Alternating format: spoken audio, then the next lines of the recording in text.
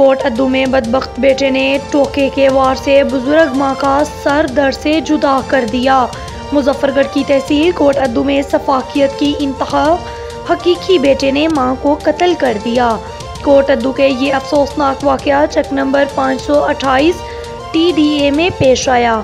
मुबैना नशे का आदि 40 साला खलील पैसे न मिलने पर मामूली तकरार पर तैश में आ गया। टोके के वार से हकीकी माँ ताज बीबी का सर तन से जुदा कर दिया। पुलिस ने मुलजिम खलील को गिरफ्तार करके आला कत्ल बरामद कर लिया।